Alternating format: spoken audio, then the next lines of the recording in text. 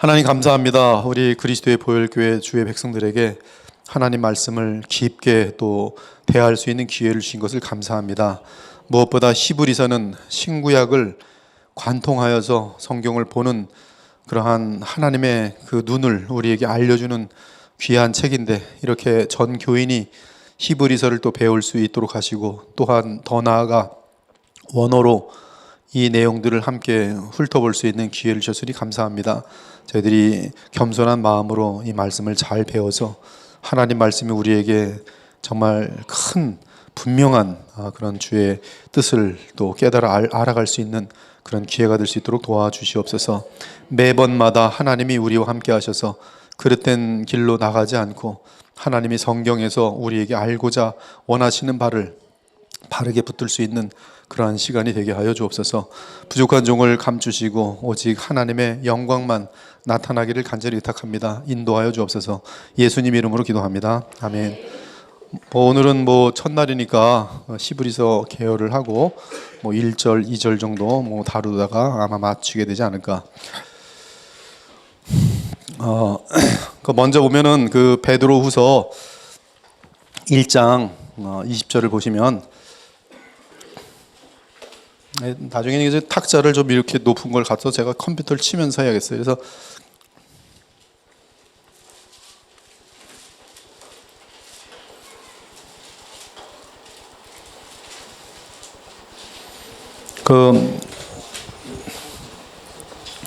거기서 베드로후서 1장 20절 또 2장 1절 한번 우리 임수길 집사님이 맨 앞에 앉아 있으니까 또 목소리도 크시니까 한번 읽어보시면 감사하겠습니다.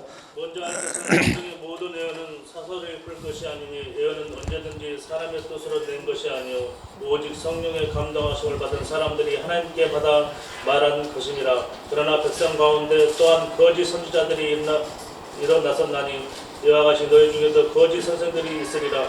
그들은 멸망하게 할 이단을 가만히 끌어들여 자기들을 사신 주를 부인하고 임박한 멸망을 스스로 취하는 자들이라.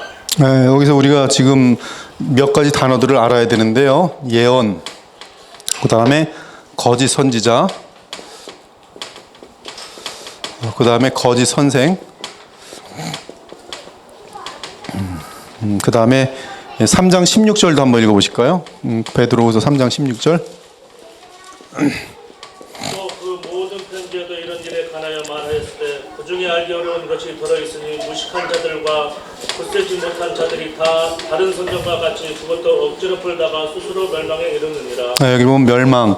멸망을 왜 멸망에 이르는가? 그러면 억지로 풀다가, 풀다는 것은 엑서제시스, 즉 해석하다가 이렇게 돼 있어요. 이단들의 성경 해석은 다 자의적으로 억지로 해석을 하는 겁니다. 근데 이제 거짓 선생은 뭐냐 하면 성경을 잘못 해석하는 사람들이 거짓 선생들이에요. 거짓 선생들은.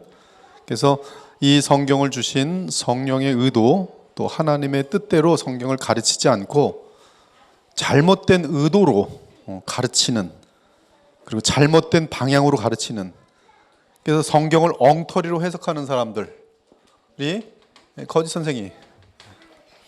거짓 선자는 누구냐 하면 하나님이 주시지 않은 메시지, 그렇죠? 메시지를 전하는 자예요. 예레미야 23장, 에스겔 13장, 또 무슨 신명기 18장, 이런 모든 내용들이 보면 거짓 선자에 대한 내용들이 엄청나게 많습니다. 근데 거짓 선자들은 하나님이 주시지 않은 것을 받았다고 하면서 전하는 자들이에요. 그래서 그들은 꿈꾸고서 하나님이 줬다고 하고 전하고, 하나님의 이름으로 전하는데 하나님은 준 적이 없다 그래요. 이들은 다 가짜 거짓 선자들이에요. 근데 거짓 선자들이 엄청나게 많을 것이라고 마태복음 24장에서도 예수님께서 말씀하셨어요. 그러니까 지금 이 시대에도 거짓 선자들이 굉장히 많이 등장할 거예요. 거짓 선자들은 바로 하나님이 주신 예언이 아닌 자기가 지어낸 예언을, 예언이란 것은 신탁이거든요. 즉 하나님이 맡기신 말씀, 하나님이 맡기신 메시지를 예언이라 그래요. 그러므로 하나님이 맡기지 않은 메시지를 전하는 그것은 이제 거짓 선지자죠. 근데 지금 베드로후서 배경 속에서는 하나님이 맡기신 메시지는 베드로후서입니다. 베드로후서 및 그 3장에 보면 바울의 서신들 같은 것들이 예언이에요. 그래서 이 예언은 사실은 성경으로 정경화되면서 성경 속에 들어와서 이 예언은 성경이 되어버려요. 지금 정확히 그걸 알고 계셔야 돼요. 그래서 하나님이 전한 메시지는 기록되어야 되고요. 기록된 메시지는 성경으로 되었어요. 그러면 지금 시대에는 예언이 있는가? 그 부분에 대해서는 이제 이 고린도 전서 14장에 보면은 예언의 은사라는 것이 있어요. 은사는 이런 어떤 계시적인 개념하고 틀린 것인데 예언의 은사에 대해서는 상당히 어려운 내용이에요. 어려운 내용이에요. 그래서 이 문제는 우리가 이 지금 히브리서는 다룰 필요 없고 본질도 아니고, 그러나 그 고린도서 14장에서도 가장 큰 예언은 결국 뭐냐 하면 하나님의 메시지를 전하는 것이고, 아직 그 당시 정경이 형성되지 않은 가운데에서 이 예언은 상당 부분 구약에 대한 하나님의 말씀에 대한 해석으로 그렇게 보여지고 있어요. 그러면 정경이 완성된 다음에 이 예언의 기능은 어떻게 됐을지에 대해서는 그건 이제 상당히 신학자들 사이에 오랜 논쟁이 있어 왔어요. 저 같은 경우는 하나님 말씀이면 충분하다고 보는 사람이고요.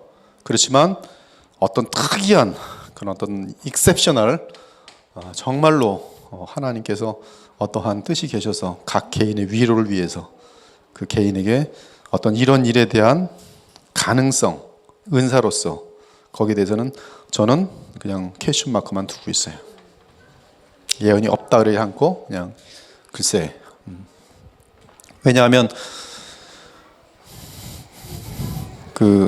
그런 일들을 저도 제 인생 가운데에서 다른 어떤 고전이나 책들을 봤을 때 그러한 실제적인 고백들을 너무나 그러한 위기 상황이나 그런 가운데서 그런 특이한 일들을 본 적이 있기 때문에 함부로 클로즈 시킬 수는 없는 그런 입장입니다. 하여튼 그러나 지금 예언의 99.9%에 대해서는 하나님 말씀으로 보시는 것이 정상이고, 지금 시대로는 이제 이 하나님 말씀을 설교하는 그러한 성경을 해석하는 그러한 은사로 보시는 것이 이제 안전하게 되겠어요. 근데 지금 우리가 다루는 것은 뭐냐면 이 부분이에요. 베드로가 굉장히 예민하게 다룬 부분은 거짓 선생입니다. 거짓 선생은 성경을 억지로 해석하는 거예요. 그러면 성경을 어떻게 해석해야지 하나님이 기뻐하시는 대로 해석하는가? 가장 중요한 것은 예수님께서, 말씀 그 자체이신 예수님께서, 그렇죠? 그분이 해석해 주시는 대로 성경을 해석해야 돼요. 그렇죠? 답이죠? 그래서 여러분들이 그 산상수훈 같은 경우는 예수님이 해석하시는 계명이에요. 예수님이 해석하시는 율법이에요.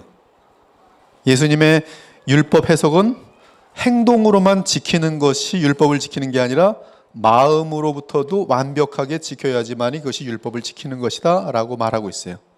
그러므로 마음속에 음욕을 품는 자마다 이미 간음하였다. 나가라 하는 자마다 이미 지옥불에 합당하다. 살인죄와 방불한 죄로 보고 있어요. 기회가 주어지면 이 미움은 충동이 돼서 사람을 죽일 수가 있는 것이. 그래서 예수님의 해석을 우리가 보게 될 때 우리는 참 예수님 어떻게 율법을 그렇게 해석하십니까? 이건 불가능해 봅니다. 불가능이 맞아요. 그래서 예수님은 이 불가능한 너희들은 그러므로 나를 믿어야지만이 구원을 얻을 수 있는 것이고, 그리고 나를 믿는 자에게는 내가 다시 너희의 힘이 아닌 성령을 보내주심으로 말미암아 성령은 너희의 마음까지도 변화시켜서 주님이 원하시는 하나님의 말씀을 마음 깊은 곳에서부터 자발적으로 지켜낼 수 있는 진짜 하나님의 자녀가 된다. 이렇게 지금 주님께서 설명해 나가시는 것이 하나님의 말씀에 대한 그러한 이제 예수님의 그 해석이 되는 것이죠. 해석. 둘째는 성경을 어떻게 해석해야 되는가? 구약이 신약을 미리 내다봅니다. 그래서 구약이 신약을 내다봐요. 그래서 구약은 구약만 읽으면은요, 이거는 끝이 안 나 있습니다. 여러분들이 에스겔서 같은 데도 보면 끝이 여호와 키드로 끝나고 있어요. 끝이 안 나 있어요. 마태복음 끝도, 창세기 끝도 끝이 안 나 있어요. 뭔가 미래 진행되는 2번, 3번, 4번을 남겨놔요. 근데 우리가 구약을 읽으면서 항상 무엇인가를 향하여 끝없이 기다리도록 만드는 분명한 메시지를 보게 됩니다. 이 메시지가 바로 그리스도를 기다리게 하는 메시지. 메시아라 그래요. 그래서 우리는 구약을 읽을 때 구약의 구조에 따라서 메시아를 기다리도록 만드는, 인간의 힘으로는 해결이 안 되고 하나님만이 인간의 근본적인 문제를 해결해 주시는 분으로 등장하시는, 즉 임마누엘, 그 사건에 대한 끊임없는 기다림과 그리고 그분에 의한 죄에 대한 해결 문제에 대한 그 내용들이 점차적으로 리뎀티브 히스토리칼이라고 말하는데요, 구속사적인 그러한 개념으로 이 구약이 계속 전진해 나가는 것을 보게 됩니다. 그래서 창세기 3장 15절에 보면은 여인의 그 후손이 벌써 등장하게 되면서 그 여인의 그 후손이 이 아담과 하와를 무너뜨리고 인류를 무너뜨린 그 뱀의 머리를 때릴 것이다라는 그런 프로토가스퍼, 즉 복음의 원시 복음이 선포됨과 함께, 그리고 이 마귀의 세력과 죄의 세력과 하나님의 나라의 일이 분명히 서로 어떤 하나님의 큰 심판이 있을 때까지 원수로 갈 수밖에 없는 역사관이 벌써 등장해요. 그리고 그것은 계속적으로 사사기 같은 데서는 사사기를 통해서 그 오실 메시아에 대한 그림자를 계속 보여줍니다. 모세도 마찬가지고, 모세는 중보자가 나중에 나타나야 돼요. 그래서 신명기 18장에 보면 나와 같은 그 선지자가 등장할 것이다라고 얘기를 해요. 그래서 우리는 구약을 읽을 때 이 신약을 향하여 읽게 돼 있어요. 그래서 그 구조를 읽을 수 있어야 돼요. 그리고 반면에 신약을 보면 구약을 엄청나게 인용합니다. 그것은 뭐냐 하면 이 구약의 내용들은 여기서 이렇게 이루어진 것이다라는 분명한 그림을 보여주면서 이 일을 이룬 그분은 바로 예수 그리스도로 등장되고 있어요. 그리고 예수님이 누구신지, 그리고 예수님이 무엇을 하셨는지를 신약은 서술해 나가면서, 그리고 이 구약의 성취라는 사실을 보여주면서 결국 신약과 구약은, 구약에서는 신약을 이렇게 내다보고요, 신약에서는 구약을 이렇게 내다봐요. 신약에 어떤 점이 있으면 구약 전체를 내다보고, 구약에서 어떤 점이 있으면 신약 전체를 내다봐요. 그래서 이게 서로 묶여 있습니다. 그래서 구약에서는 신약이 점처럼 보여요. 저 멀리서 멀리 볼수록 이 신약은 작게 보입니다.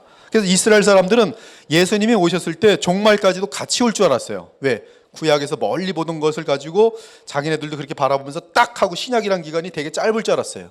그래서 예수님이 승천하실 때도 이스라엘을 회복하심이 어느 때니까 이제 곧 오지 않겠습니까? 근데 예수님의 대답은 너희는 거기에 신경 쓰지 말고 온 세상을 향하여, 그렇죠? 복음을 전하라 하리. 그리고 신약에서는 어떤 사건이 발생한 걸 보면 이것은 다 구약의 처음부터 이 내용이 다 관련되게 돼 있어요. 그래서 이걸 가지고 올게닉, 유기체적인 구조를 가지고 있다 그래요. 세대주의 같은 경우는 이러한 유기체적인 구조를 갖고 있지 않아서 성경 해석상에 상당히 문제가 많습니다.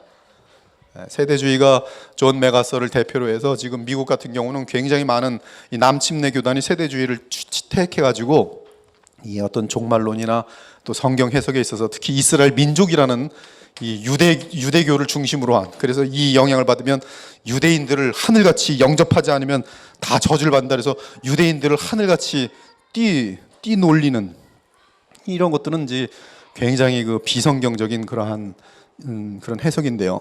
우리는 이런 성경 해석을 배워야 한다는 것이죠. 그래서 성경이 성경을 보는 방법을 배워야 돼요. 신약이 구약을 보는 법, 구약은 앞으로 오게 될 신약을 어떻게 바라보고 있는지에 대한 그 그림을 정확히 볼 때 이 짝이 맞으면서 우리는 구약 보면서도 신약이 보이고 신약 보면서도 구약이 다 보여야 돼요. 셋째는 사도들이 성경을 어떻게 해석했는지, 특히 구약을 어떻게 썼는지, 어떻게 해석했는지를 잘 배워야 돼요. 사도신경을 보면은 여러분 사도들이 어떻게 성경을 해석하는지가 잘 나와요. 그들은 한결같이 구약 전체에서 다 끄집어내서 예수님을 증거해요. 특히 예수님의 부활 사건을 객관적인 사건으로 딱 두고 아무도 건드릴 수 없어요. 이건 객관적인 역사적인 사건이에요. 그리고 그것을 근거로 해서 예수님의 부활을 추론해서 이분은 하나님의 아들이라는 것을 입증하고, 그리고 하나님의 아들이 왜 왔는지에 대해서는 구약에 있는 모든 내용들, 그래서 요엘서에서는 성령 보내신 사건에 대한 것들, 그다음에 이사야 53장 같은 경우는 또 그 정말 이 의로운 종이 누군지에 대한 사건들, 우리 자기 백성을 위해 고난 받는 종에 대한 것들, 이런 것들을 전부 다 구약에서 쭉 끄집어내서 예수님으로 인하여 완성되었다는 것을 보여줘요. 그러니까 사도들이 구약을, 성경을 어떻게 해석하는 것을 가지고 우리는 절대적으로 배워야지 바른 해석이 되는데, 얼마 전에도 우리나라 전체를 향하여 어떤 분이 설교를 하셨는데 예수님이 한 번도 안 나온단 말이에요.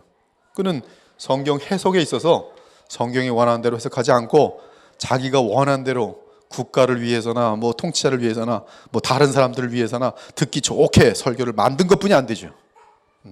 그것은 복음의 선포가 아닙니다. 그렇죠? 그리고 계속적으로 이 지금 히브리서 같은 경우를 우리가 지금 왜 다루냐 하면, 히브리서는 성경을 해석하는 데 있어서 가장 중요한 가이드라인을 주고 있어요. 그러므로 여러분들은 이제 히브리서를 같이 보게 되면서 성경에 대해서 어떻게 해석해야 되는지, 히브리서는 어떻게 보고 있냐면은 구언약, 새 언약으로 나눠요. 구언약. 근데 구언약은 새 언약을 바라보게 하는 하나의 모형이.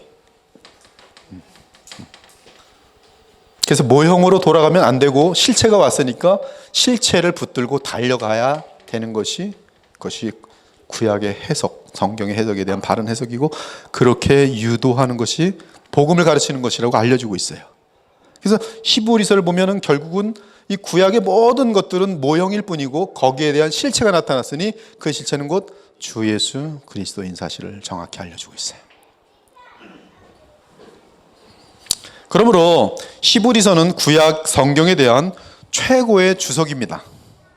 히브리서의 내용은 구약 선지자들을 통해 주셨던 모든 계시의 말씀의 궁극적인 완성은 예수 그리스도이며, 또한 주 예수 그리스도는 구약의 성전과 제사장 제도를 비롯한 모든 희생 제사와 율법의 실체가 되신다는 사실을 우리에게 알려줍니다.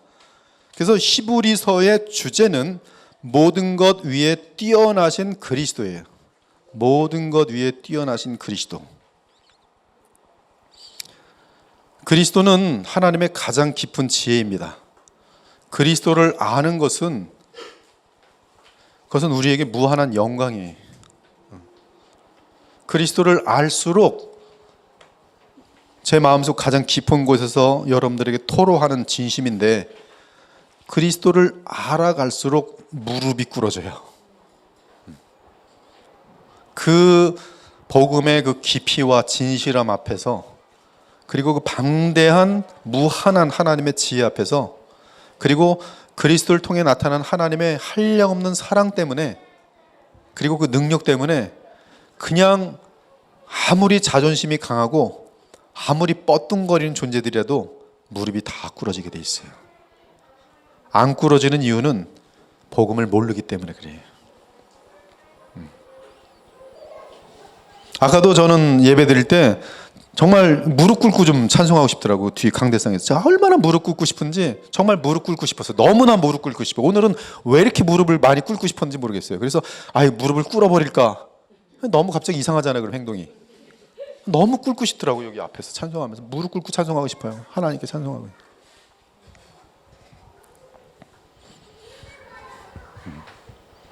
모든 것 위에 뛰어나신 그리스도. 그리스도는 하나님이시면서 동시에 사람이십니다. 천사가 아니고요, 사람이. 사람이란 존재가 얼마나 완벽하고 위대한 창조물인지를 보여주는 거예요. 하나님께서 자신의 영광을 다 실어놓을 영원한 대상이 사람이에요.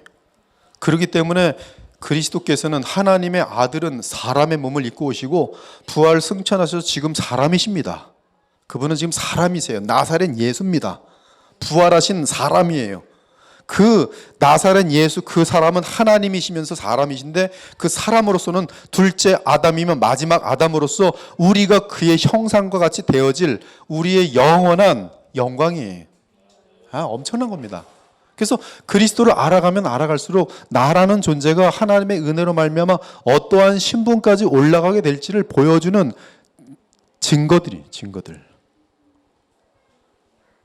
그러니까 지금 현재 살아갈 때의 순간순간의 말과 순간순간의 생각들과 순간순간의 행동들이 나의 영원한 영광들과 그리스도를 닮아 있는 것과 비례할 수밖에 없다는 것을 성경은 알려주기 때문에, 고린도서 15장에 보면 부활에 대한 영원한 나라를 설명하면서 하나님 나라 기업에 대한 설명을 하면서 그러므로라고 돼 있어요. 끝절에. 그러므로 현재 아직 호흡이 있는 자들아, 그 영원한 나라에 들어가는 그 영광이 해와 같고 달과 같고 그 영광이 다 다를 텐데 너희는 잠깐이라도 허송세월하지 말고 부지런히 성실하게 근면하게 주의 일을 행하도록 하라. 왜? 그것은 너희에게 영원한 가치가 있기 때문에. 그래서 모든 것 위에 뛰어나신 그리스도가 바로 이 히브리서 주제.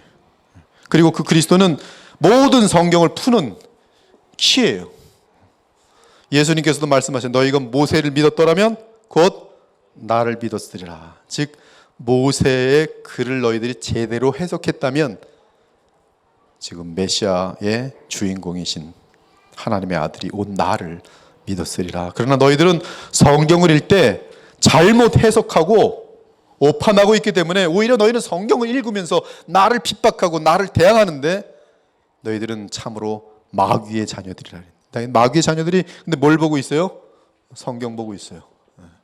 무서운 일이죠. 가장 무서운 죄를 짓는 것이죠. 신천지 맨날 성경 읽고 있어요. 신천지가 가장 많이 공격하는 사람이 누군지 아세요? 조용기의 이 계시록을 다 찾아내서 옛날에 가르쳤던 거 다 끄집어내요. 얼마나 무식한 해석인가. 할 말이 없거든요. 정말 무식하거든요. 신천지를 이러면서 이제 이 무슨 한기총 한 사람씩 다 끄집어내서 다른 건 건드리지 않아요. 계시록 여기 이 사람들은 뭐 보니까 뭐 이렇게 얘기했는데 이게 얼마나 돌대가리 소리냐.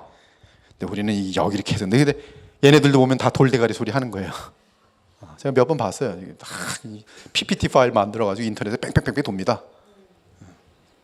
하영조 계시록도 다 갖고 와서 이스라엘 민족을 가지고 막 유대인들을 우상시하는 거 봐라. 막 칩니다. 2절은 그런 뜻이 아니라 뭐 이러면서 쫙. 해석 싸움이에요, 해석 싸움. 그러니 우리는 히브리서가 성경에 있다는 게 얼마나 감사해요. 이게 없으면 우리도 지멋대로 해석할 텐데. 제가 잠언을 그렇게 많이 읽었다니까요, 대학생 때. 근데 성경을 해석할 줄 모르니까 도덕책으로 읽는 거예요. 도덕책 읽고 나니까 맨날 너는 나가 죽어라 뿐이 안 나오는 거예요. 잠언 읽고 나면 그날 기분이 안 좋은 날이에요. 그럴 수밖에 없는 거예요. 도덕책이니까. 근데 지금은 여러분들에게 지금 잠언할 때 복음으로 얘기하잖아요. 해석 싸움이에요. 그리고 해석은 가장 이단들이 뭐냐면 자기들의 그 어떤 이미 갖고 있는 목표가 있어요. 그럼 거기에 끼워 맞춘다고. 죄를 많이 짓는 사람들은요, 성경을 읽을 때 어떻게 읽는지 아세요? 이건 하나님이 틀린 것 같아. 이 정도는 인간이 죄를 져도 되는 건데 뭐 이렇게 이건 하나님이 너무 살벌해. 나는 이런 하나님 안 믿어. 그래서 어떤 사람은 나는 구약의 하나님은 안 믿어. 멋있게 말하죠. 나는 신약의 하나님만 믿어. 그들에게는 이제 갑자기 신약의 하나님하고 구약의 하나님이 다른 하나님이. 그러나 예수님께서 마음으로도 음욕을 품면 지옥불에 떨어진다면 뭐가 더 무섭습니까? 구약이 더 무섭습니까? 예수님의 말씀이 더 무서워요. 예수님 말씀이 더 무서워요. 구약은 오히려 잡힌 거나 두들겨 패가지고서 뭐 돌로 쳐 죽이든 거기서 끝나지만 여기는 그냥 노골적으로 지옥으로 떨어지는 거죠. 돌에 맞아 죽는 거하고 지옥에 떨어지는 거하고 그 형벌은 무한하게 차이가 나죠. 근데 사람들은 아주 감히 신약은 무슨 놀고 먹는 성경인 줄 알고 신약은 사랑의 하나님이 뭐 무슨 뜻이에요? 나는 죄를 마음껏 져도 신약의 하나님이 용서해 준다 이거예요. 신나는 거지. 해석을 지멋대로 하는 거예요. 그리고 죄를 계속 짓는 사람은 또 성경을 보다가도 자기에게 찝찝하게 걸리면 그걸 쏙쏙 빼요. 심지어 이런 사람이 교사가 되면 안 가르쳐요. 그거 싹 빼고 쑥 빼고 그리고 자기가 원하는 거 예수님은 용서해 주셔. 계속 죄를 져도 용서해 줘. 그럼 오늘도 짓고 내일도 짓고 또 져. 그래도 멸망 안 당해. 멸망당하긴 넌 예수님 믿었잖아. 믿는 게 뭐죠? 그때 어느 날 몇 시 보험 들었잖아. 네, 그렇게 해서 가짜 신자를 갖고 있는 사람들이 신나게 나는 구원 받았어. 나는 천국 갈 거야. 그리고서 이제 뭐 몇십억씩 횡령해도 나는 괜찮아. 구원 받았네. 살인해놓고 나는 구원 받았네. 이렇게 되는 거예요. 해석이 잘못이에요.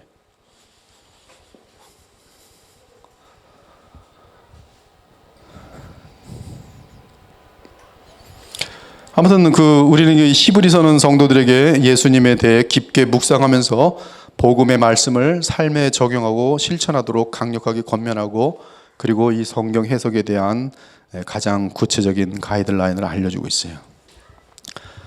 우리는 이 계시의 점진성을 좀 알아야 되고요. 계시는 작은 데서 시작해서 점점 분명하게 되어지고, 그리고 이제 계시록으로 계시가 종결되는 것을 보게 되는데요. 정경, 캐논, 우리는 정확하게 알아야 돼요. 이 캐논이 맨날 헷갈려요. 대포라고 캐논이 있는데 CANNON인지 CONNON인지, 하여튼 캐논, 정경이란 뜻이 정경.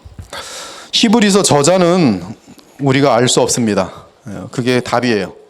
이번에 성경 퀴즈 됐을 때 이제 함정을 쌌죠. 히브리서 저자는 아볼로다 그랬더니 어떤 사람 아볼로에다가 딱 쳤어요. 틀린 답이에요. 아볼로는 무슨 아볼로예요. 히브리서 저자는 바울이다. 그것도 틀린 답이에요. 히브리서 저자는 모른다. 모른다. 제 개인적인 견해를 보면 이 서신의 패턴은 상당히 바울틱해요. 바울처럼 느껴져요. 그렇지만 바울의 글이라고 얘기할 수도 없어요. 왜냐하면 히브리서 자신이 드러내고 있지 않기 때문에. 그래서 우리는 성경 자신이 드러내지 않을 때는 그냥 모르면 되는 거예요. 근데 히브리서의 수신자는 분명합니다. 히브리서 수신자. 히브리서는 히브리인들에게 보낸 서신이란 뜻이에요. 히브리인들에게 보낸 서신이에요. 히브리라는 말이 뭡니까? 히브리라는 말은 이것은 아브라함에게 해당되는 말이에요. 그래서 아브라함이 갈대아 우르에서 가나안 땅으로 넘어왔을 때 이 넘어옴으로 말미암아 히브리라는 말이 넘어오는 그런 이방인이라는 뜻이 있거든요. 그래서 아브라함을 가리켜 히브리인이라고 부르기 시작했어요. 그래서 히브리인들은 아브라함은 이삭을 낳고, 이삭은 야곱을 낳고, 그렇죠? 야곱은 12지파를 낳아요. 그렇죠? 그리고 레위는 특별하기 때문에 빠지고 요셉이 에브라임과 므낫세 두 지파가 됩니다. 그래서 두 상급을 얻는, 기업을 얻게 되는 특권을 갖게 되죠. 그래서 이제 10지파하고 두 지파로 나뉘어요. 그 북이스라엘은 이스라엘이라고 불리고요. 그리고 유다는 남유다라고 불러요. 남유다는 누구가 주로 구성되어 있어요? 유다와 베냐민이. 그 다음에 이제 이 포로에서 돌아올 때는 베냐민 사람들은 굉장히 적기 때문에 유다 플러스 거의 레위인이에요. 그래서 여러분들이 느헤미야 같은 거, 또 에스라 같은 경우에 거기 핵심적인 사람들은 유다 지파와 레위 지파예요. 그래서 하나님의 제사장 된 나라, 왕 같은 왕족이거든요. 여긴 제사장이고. 그리고 이 12지파들은 여로보암과 함께, 그렇죠, 솔로몬 이후에 솔로몬에 가도 충성스러운 종이었던 자가 배신을 하게 되면서 나중에 돌아와서 10지파를 묶어가지고 북이스라엘로 만들지요.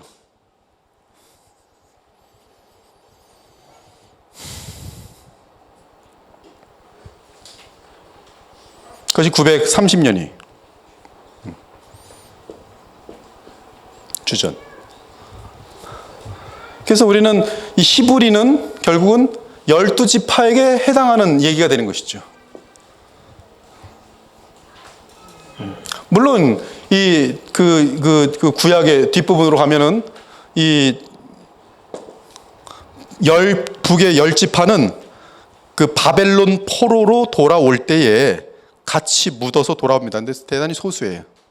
그럼에도 불구하고 북이스라엘 각 지파가 완전히 멸절되지 않았기 때문에 그들은 지금 유다 지파를 대거하여 돌아오지만 다시 돌아온 지파들에 대해서는 바로 히브리인으로 봐도 상관이 없는 것이에요. 그들은 아수르 제국 때에 사실은 나라 자체가 완전히 무너져서 전 세계로 흩어졌지만, 그러나 흩어진 그곳 역시 바벨론이 다스린 땅에서 흩어졌기 때문에 다시 바벨론 포로로 돌아올 때 많은 이 10지파에 해당하는 사람들이 돌아왔어요. 그러나 대거 가장 많이 돌아온 것은 바로 남유다에서 포로로 잡혀갔다가 다시 70년 만에 돌아왔던 남유다의 사람들이죠. 유다 지파와 벤자민 지파의 사람들이 많죠. 특히 레위 사람들이. 그래서 히브리서는 히브리인들, 즉 아브라함의 자손들에게 보내어진 서신이에요. 그리고 그들 중에 대부분은 유대인들이 되겠어요. 이런 그림이 돼요. 그리고 히브리인들을 성경은 이스라엘이라고 총체적으로 부를 때가 많이 있어요. 그러나 이스라엘과 유대로 나눌 때는 우리는 바로 이스라엘은 북이스라엘을 말하고 유대는 남유다를 말한 사실을 또 구별해서 볼 수 있어야 돼요. 그래서 성경을 볼 때마다 이스라엘 그러면 이게 뭔 이스라엘인지. 그래서 성경 또한 어떤 때 이스라엘은 영적인 이스라엘을 말할 때가 있어요. 로마서 같은 데는 다 영적인 이스라엘이에요. 그래서 그때 영적인 이스라엘은 바로 혈통의 이스라엘이 아니라 이 구약에서도 하나님이 택하여 영생을 주셨던 그 사람들과 함께 신약에서도 믿음으로 말미암아 영생을 얻는 자들을 바로 이스라엘이라고 부르는 것을 볼 수 있어요. 로마서 11장 같은 경우가 다 그러하죠. 그래서 히브리서의 서신서는 히브리인들, 즉 특히 유대인들에게 보내어진 것을 알려줍니다. 또한 서신서의 내용을 볼 때 히브리서는 유대 그리스도인 공동체에 보낸 것이 분명해요. 어느 지역의 유대인인지 알 수 없지만 그들은 예수님을 직접 만나본 적이 없는 유대인들로서 기독교로 개종한 자들입니다. 그들의 복음적인 신앙은 그들이 오랫동안 몸담고 있던 유대교의 지속적인 공격으로 인해 혼돈 가운데 있었어요. 즉 지금 유대인들에게 여러분 처음에는 이 예루살렘을 중심으로 해서 바울이 어디 가서 말씀을 전하면 회당 가서 말씀을 전해요. 회당 가서. 그렇죠? 그래서 회당에는 일단 유대인들을 대상으로 해서 하나님 나라를 전한다는 거예요. 사도행전 28장 마지막에도 보면 그 회당에서 또 자신이 빌린 그 렌트 셋집에서 유대인들을 그 로마에 가 있는 유대인들을 불러가지고 그들 중에는 뭐 랍비도 있고 그런데 그들에게 하나님의 말씀을 하나님 나라를 힘차게 전합니다. 그래서 거기도 보면은 결국 바울의 성경 해석 그 관이 나오는데 그는 예수 그리스도와 하나님의 나라를 전하는 복음과 하나님의 나라를. 그래서 저희 교회도 이러한 바울이나 성경에서 주창하는 대로 이 교회가 성경적인 교회라면 끊임없이 십자가와 하나님의 나라가 선포되도록 돼 있어요.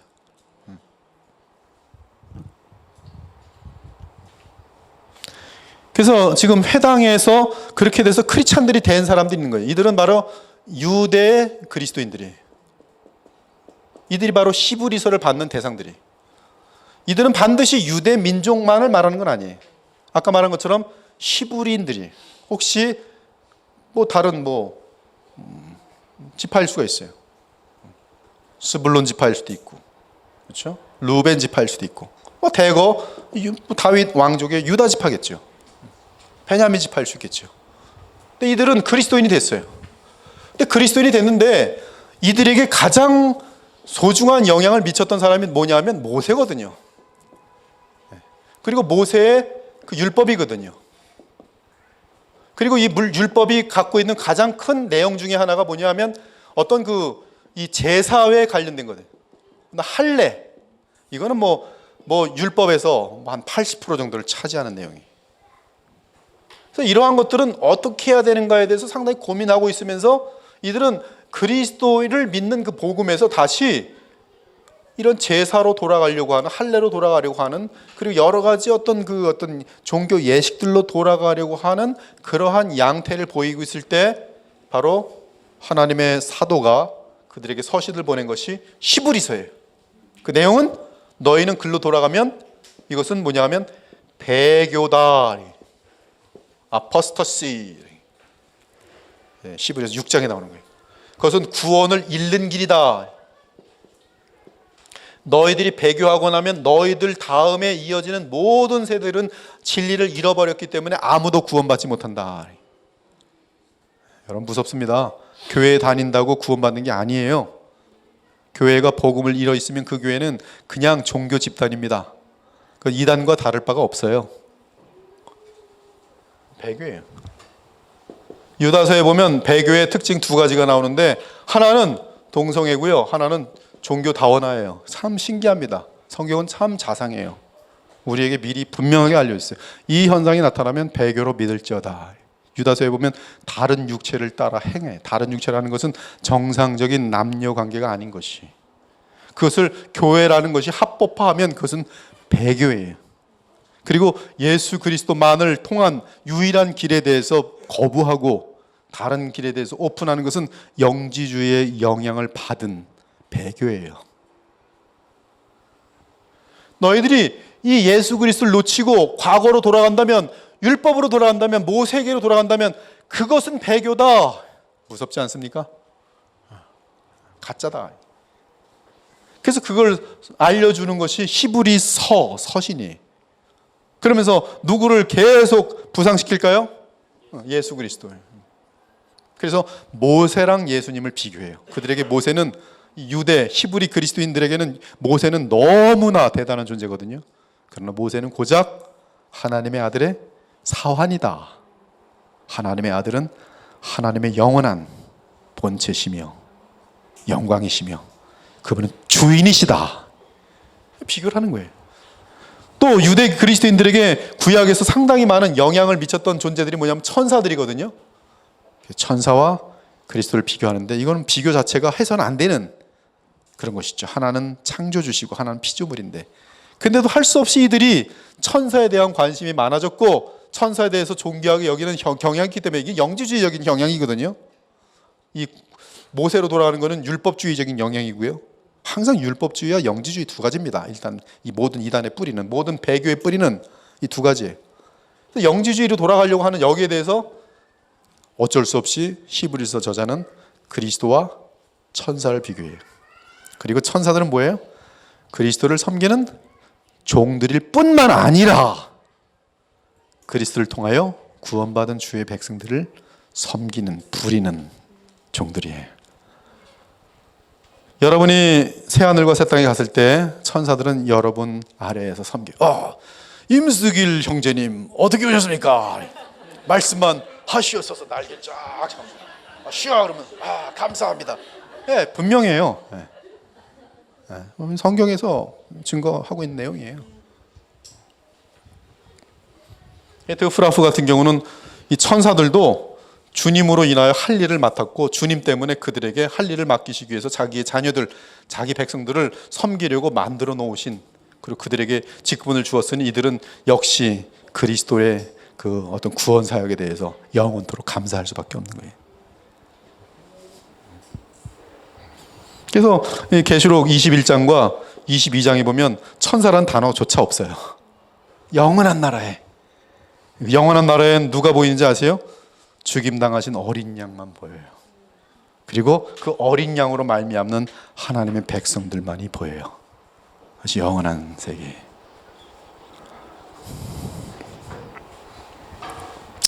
아무튼 히브리서의 수신자는 이 유대 그리스도인 공동체고요. 그리고 그들은 바로 유대인들이었지만 기독교로 개종한 자들입니다. 그들의 복음적인 신앙은 그들이 오랫동안 몸담고 있던 유대교의 지속적인 공격으로 인해 이제 혼돈 가운데 있었고, 또한 사방에서 밀려오는 핍박 속에 흔들리고 있었어요. 크리스찬이 된 것 때문에 핍박을 많이 받고 있었어요. 유대인들이 얼마나 무서운지 아십니까? 지금 개종한 유대인들을 향한 유대인들의 그 노골적인 핍박은 아주 대인들이 무섭습니다. 사도행전 읽어보세요. 그들은 끝까지 쫓아다니면서 사도들을 어떻게 했는지, 심지어 뭐 돌로 쳐서 죽을 지경까지 바울을 여러 번 만들잖아요. 유대인들이 그래. 데살로니가 전서 1장 보면은 2장인지 2장 첫 부분인지 그 유대인들은 그렇죠, 주의 종들을 죽이고 그래서 자기의 하나님의 진노를 영원히 쌓아도다. 이런 내용들이 있는데 유대인들을 숭상하고 그런 것들은 잘못된 것이죠. 유대의 교인들도 그들 중에 이제 거듭나서 복음이 들어가서 대거 주님께 돌아올 날이 있겠죠. 그럼 우리와 동일한 하나님의 영원한 자녀로서 유대 민족으로부터, 만방으로부터 오는 백성 중에 하나지요. 여러분, 주의 시대를 지금 이후로 뭐 대단히 특별하게 보지 마십시오. 그들은 특권이 있어요. 특권은 있어요. 그들은 구약이 있었고, 로마서가 그걸 얘기를 하고 있어요. 그리고 그리스도로 유대로부터 나왔고, 그런 특권이 있어요. 그래서 그들은 그만한 특권이 있었는데 그걸 놓쳐버렸어요. 왜? 완악하고 교만하고 죄가 많기 때문에. 얼만큼 놓쳐버렸는가? 자기네들의 손으로 하나님이 보내신 아들을 십자가에 못 박고 죽일 정도로 그렇게 법해버렸어요. 그래서 그들은 더 많이 타락한 그런 케이스지만 이 로마서 11장의 경륜을 보면 하나님께서는 그들을 돌아오게 하실 날이 있는 것으로 보여져요.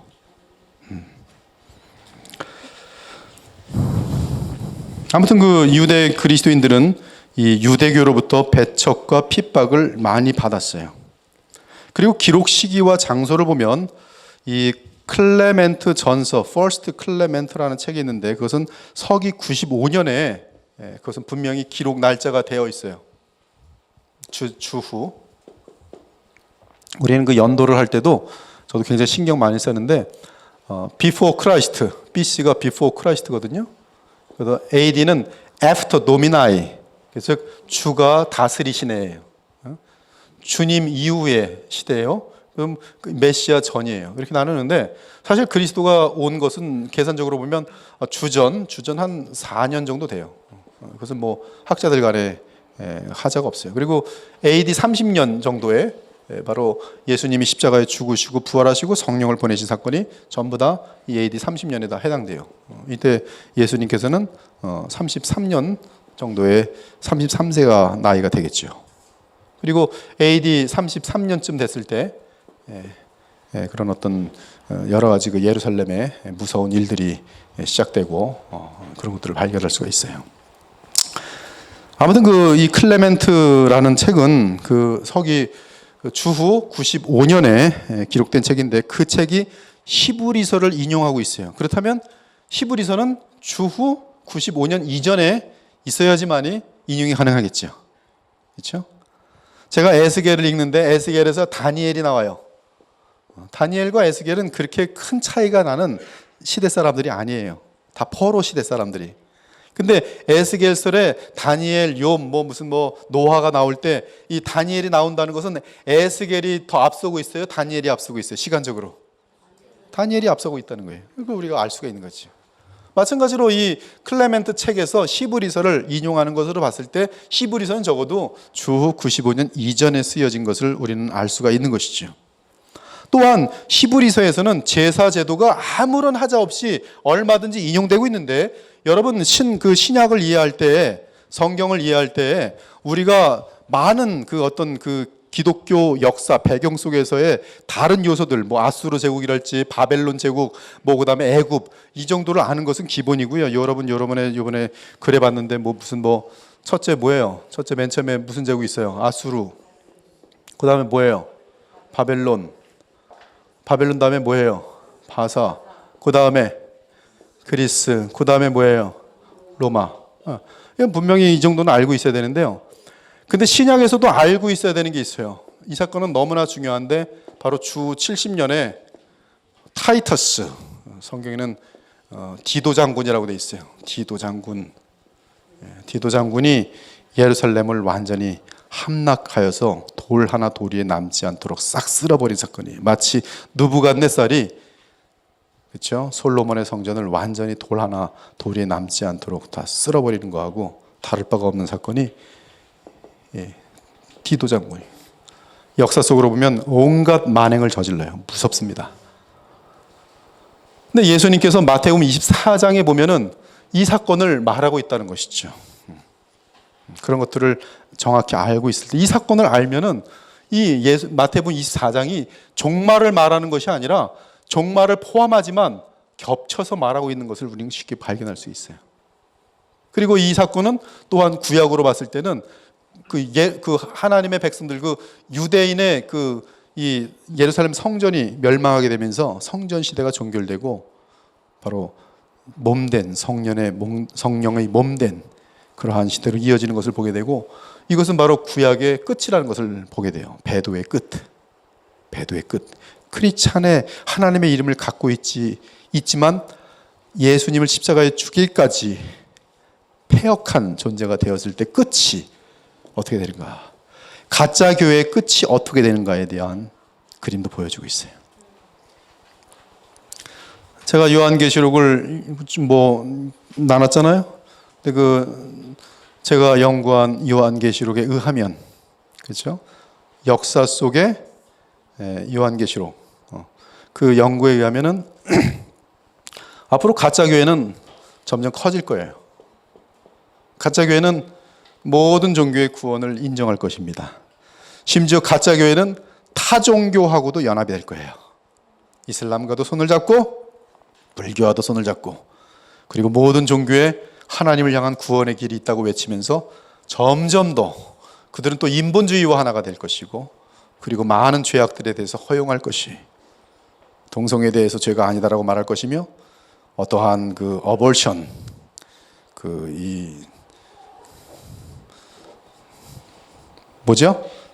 낙태 낙태 같은 것들도 죄가 아니라고 하면서 하나가 될 것이 이때 딱 하나 걸리는 존재는 예수님만이 길이라고 하는 좁은 길을 외치는 자들은 가장 무서운 대적의 대상이 될 거예요. 그리고 이들은 거짓 선자가 하나 나타날 것인데 그 거짓 선자의 가장 1차적인 지원자는 교황이. 그리고 존 메가서는 여기다 플러스 하는데 저는 뭐 그분의 의견을 뭐 거의 따르지 않지만 그래도 또 계시록에 대해서는 상당히 깊은 통찰력이 있어요. 이 메가서가 볼 때는 여기 보면 그 적그리스도로 등장할 가장 그 인물은 임마, 이슬람의 머리. 왜냐하면 이슬람은 군력을 갖고 있거든. 종교를 갖고. 그리고 이 둘은 연합하게 되는 그런 그림으로 보고 있어요. 어떤 그림이 될지 모르겠어요. 그러나 이 계시록 13장에 보면은 분명한 것은 적그리스도가 있고 그다음에 거짓 선자가 등장해요. 땅에서 올라오는 짐승, 바다에서 올라오는 짐승. 그리고 이 땅에서 올라오는 짐승은 바다에서 올라오는 짐승을 향하여 종교적으로 우상 숭배를 하도록 만드는 것을 알 수가 있어요. 아무튼 우리는 이러한 이 클레멘트나 이런 디도 장군에 대해서 잘 알아야 되고요. 이러한 배경 속에서 지금 히브리인들이 얼마나 히브리 그 개종 그 복음을 지금 복음을 아는 이들이 얼마나 많은 핍박을 받았을지에 대해서 우리는 지금 감을 잡을 수가 있어요. 그런 가운데 그들은 유대교로 돌아가는 게 핍박받지 않는 길이고 또한 모세의 법을 따르는 것이 되게 편안하고 자기네들의 정서하고 맞을 때 히브리서는 no 안 돼. 그것이 히브리서예요. 아무튼 주 로마 디도 장군에 의한 예루살렘 멸망 사건 이전에 기록된 것이 분명합니다. 왜냐하면 히브리서는 이 성전에 대한 얘기를 할 때 아무런 너무나 자연스럽게 이렇게 표현하는 것은 AD 70년의 사건을 만나고 나서는 이렇게 글을 쓸 수가 없어요. 너무나 자연스럽게. 그래서 이거는 95년 이전이고 또 나아가 그 히브리서 내용을 봤을 때 그 예루살렘 성전에 대해서 너무나 자연스럽게 인용하는 것으로 보았을 때 AD 70년 이전으로 보여지는 것이죠. AD 70년 이전으로. 그리고 특히 히브리서 13장 23절을 보면 우리 형제 디모데가 놓인 것을 너희가 알라. 그래서 디모데가 감옥에 들어갔다가 나온 사건이 언급되어 있어요. 그렇죠. 히브리서 13장 23절에 보면.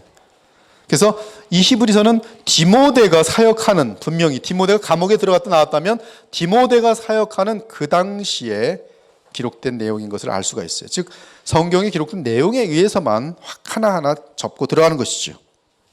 그렇다면 디모데가 사역하던 때가 언제냐면 주로 주후 60년대로 보면 하자가 없을 것으로 보여요.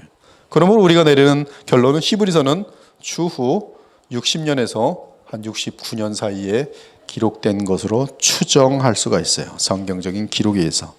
그리고 좀 더 구체적으로 만약에 한다면 여기서 60년대는 바울 쪽으로 기울어지기 때문에 디모데가 사역한 것은 바로 바울 직후로 봤을 때 65년에서 69년 사이에 기록된 것으로 좀 더 구체적으로 추정할 수가 있어요. 한편 또 히브리서는 장소를 기록하는데요. 장소. 어디서 히브리서가 기록되어 있는가? 거기는 히브리서 13장 24절을 보면 이달리아가 어디예요? 이탈리아가 이달리아예요. 제가 얼마나 무식했냐면 이탈리아가 어딘지도 몰랐어요. 근데 이제 신학생이 되면서 그때부터는 지도와 역사에 대해서 엄청난 관심을 갖게 됐어요. 이탈리아의 수도 로마죠. 이탈리아. 근데 이달리아. 우리가 얼마나 무식하냐 하면 바사를 영원히 몰라요. 바사. 근데 페르시아 그러면 페르시아. 뭐 그런 단어 되게 많습니다. 사도행전 17장에 보면은 거기 보면 뭐라고 어떻게 써 있냐면 수도와 파. 지금 좀 바꾼 것 같아요. 지금은 스토아라고 돼 있어요. 근데 개역 성경을 보면 수도와 파.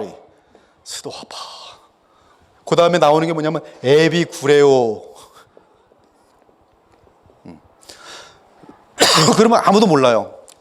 저희 어머님이 읽으실 때 사도행전 17장을 때 많이 읽으셨거든요. 수도가 뭘까? 에비구레오. 그냥 지나가는 거죠. 절대로 모르고. 근데 스토아는 뭐냐면 스토익. 금욕주의자들. 에비구레오는 뭐냐면 에피큐리아니즘. 쾌락주의자들이에요. 다 이원론 쪽에 이 플라톤 사상의 그 왜곡된 변질들이. 그래서 이 철학자들, 스토익 학파들하고 에피큐리안 학파들하고 바울이 논쟁했다는 내용이 아덴에서, 그렇죠? 그리스의 수도 아덴에서. 근데 이런 것들도 무식하면 그냥 못 오는 거예요. 얼마나 우리가 무식하냐면 도덕책에서 저번에도 얘기했는데 아우구스티누스. 그래서 아우구스티누스가 뭘 썼는가? 신국론. 근데 갑자기 이제 목사님이 어스틴이 하나님의 나라 도성을 썼습니다. 그러면 이게 다른 건 줄 알아요. 저건 전혀 못 들어본 거야. 근데 도덕책에서 중학교 2학년 때 맨날 시험 본다고 공부하던 거야. 아우구스티누스. 아우구스티누스.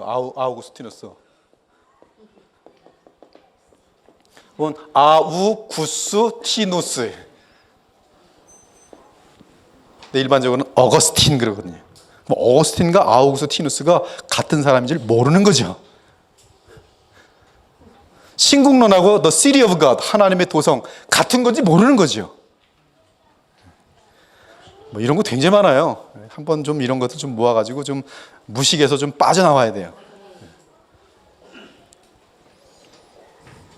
하여튼 이탈리아에서 온 자들이 언급되는데 이걸로 봤을 때는 지금 로마와 관련되어 있다는 것을 분명히 알 수 있어요.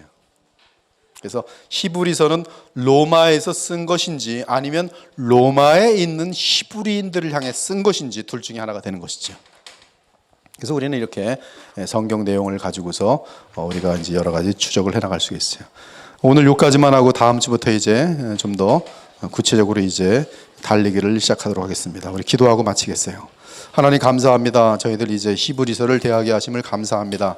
히브리서를 잘 배워서 하나님이 기뻐하시는 방식대로 성경을 대하고 성경을 읽고 특별히 성경을 바르게 해석하여서 복음의 깊은 의미들을 깨달아가면서 깨달음을 통해서 저희들이 복음의 능력을 알아 참으로 그리스도를 닮아가는 놀라운 역사들을 허락해 주시기 원합니다. 이 시대에 정말 주님께서 우리 그리스도의 보혈교회를 사랑하시고 특별히 간섭하시며 역사하신 줄 믿사오니 더욱더 겸손하게 주의 인도하심을 따르는 저희들 모두가 되게 하여 주옵소서. 오늘도 돌아가는 발걸음 함께하여 주시기를 간절히 부탁드립니다. 한 주간도 주 안에 승리하고 돌아올 수 있도록 하여 주옵소서. 살아계신 우리 주 예수 그리스도의 이름으로 기도 올렵나이다. 아멘. 네, 감사합니다.